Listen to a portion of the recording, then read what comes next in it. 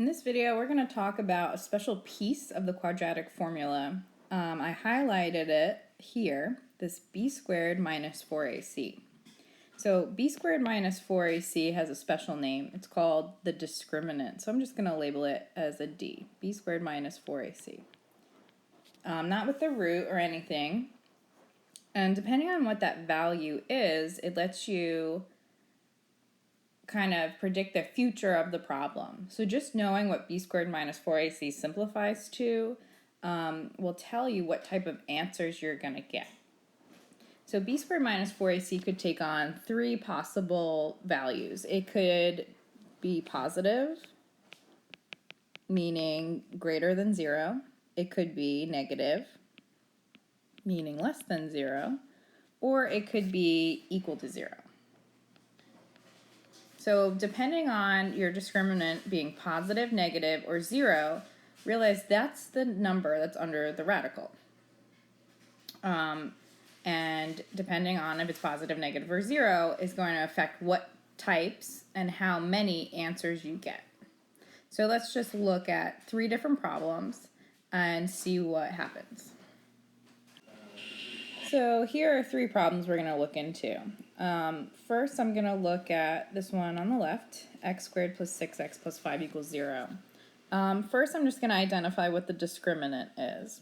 So my discriminant is b squared, so 36, minus 4 times a times c.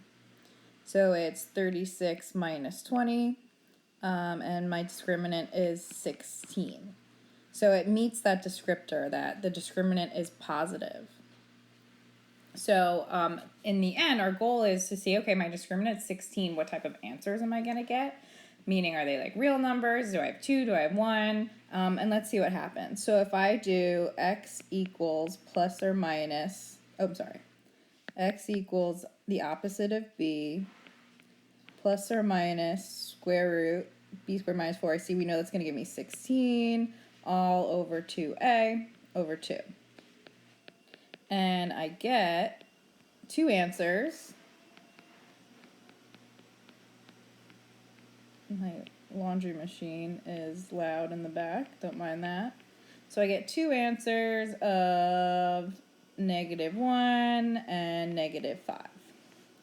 So just by knowing the discriminant was 16 doesn't tell me anything about the answers that I get. Like, that doesn't tell me the answer is going to be -1, -5. But what it is going to tell me is that I get 2 real distinct roots. I got 2. They were real numbers, and they're different from each other. So just by knowing my discriminant is positive, I know that I'm going to get 2 distinct real roots. So just by seeing that the discriminant was a positive 16, it wasn't I don't care that it was 16. It could have been 1600. I just saw it was a positive number, and that's going to tell me I had 2 real distinct roots, because if I have negative b plus or minus the square root of a positive number, I'm not going to have any imaginary numbers, and I'm going to get 2 answers. Okay, let's go on to the other 2 cases. Okay, so I made that smaller and put it off to the side. So now we're going to look at example 2. Okay, so what happens when the discriminant is negative? What does that tell us about what type of answers we're going to get? So here my discriminant, b squared, so -2 squared minus 4ac.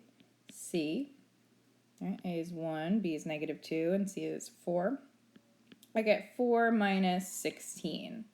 So I'm going to get -12. So my discriminant is -12. So it ends up being negative, just like I said. And your goal is to be like, okay, my discriminant, I found it, it's -12. What type of answers am I going to get? I'm not going to get 2 real distinct roots. Let's see what we would get if we were to solve. And your goal is not to solve these every time, because obviously if you solve, you see what type of answers you get. So x equals the opposite of b plus or minus the square root. B squared minus 4ac is going to be -12 all over 2a. So notice how I have 2 plus or minus square root of -12 is 2i root 3 all over 2. Then I can simplify that into 2 divided by 2 plus or minus 2I root 3 divided by 2 into 1 plus or minus I root 3. So just like the first one, I did get 2 answers, 1 plus I root 3 and 1 minus I root 3. So my conclusion, if I see that my discriminant is negative, I have 2. Now they're not real. I have I in there. I is an imaginary number. So 2, I'm just going to say complex. A plus BI. 2 complex, distinct roots. They're different. So 2 different roots, but they're complex numbers. You could say like non-real, but that's what we end up getting. So discriminant is negative. You know you're going to get 2 complex, distinct roots. They're imaginary numbers. You wouldn't be able to see them on a number line. Like I could see -1 and -5 on a number line. 1 plus I root 3 is not on a real number line. Okay, so let's do our last one. This is, okay, so for my discriminant here, I'm going to do b squared minus 4ac. So 20 squared minus 4ac, 100. So that's what my discriminant's going to be. So that's 400 minus 400. So this is the rare case where I get 0 as the discriminant. 0. So let's see what types of answers I would get if I were to actually solve this. So x equals the opposite of b plus or minus the square root, the discriminant 0, b squared minus 4ac is 0, all over 2a, 2 times 1. So notice how I plus or minus nothing. So that whole right side of the equation goes away. And my answer is just going to be -20 over 2 or -10.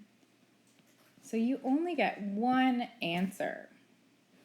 So if you ever have a discriminant of 0, you're only going to have one real root. Sometimes they'll call it a double root. Oops, double root. And you know, I've been using this word root. I don't know if that's completely familiar to you, but a root is just what you call the answer to like a polynomial equation. So you can call it answer, but they call it a root. So that's why I keep saying roots. I don't know if I explained that. So if your discriminant is 0, this is your conclusion. You can get one real root. Notice I only got -10. So here's a quick summary. If your discriminant is positive, your conclusion about, so the discriminant would come from a quadratic equation. So you can find a discriminant for ax squared plus bx plus c equaling 0. You would do that, you find what's b squared minus 4ac, that's finding the discriminant. If that number is positive, your conclusion about the roots or the answers to this equation is that there's 2 different, so we can use different instead of distinct, real roots. If your discriminant is negative, you could say 2 different, and before I said complex, but maybe it's just easier for you to remember, imaginary roots. You could say complex, that's fine. And then if it's the discriminant 0, you get one real, and it's called a double root. Because if you were to solve it by factoring, you would get -10 twice. You would get that root twice. And this is all going to connect to the graph when we go into graphing. So I'm just going to show you if I were to graph these as functions, what the graph would look like. So if I had a positive discriminant, my answers, my roots would actually be the 2 x-intercepts. If it was negative, my parabola, because every quadratic is graphed as a parabola, that's how it graphs, would actually never go through the x-axis. So your answers were too imaginary, so that they're not on a number line. It's never going to go through the x-axis.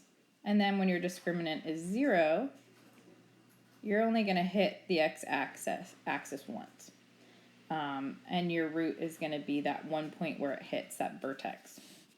So the discriminant, these roots connects to, if you were to graph it as a function, like if you were to graph f of x equals ax squared plus bx plus c, that's what these roots translate to. So the discriminant actually tells you how many x-intercepts it would have. And that's it. Bye.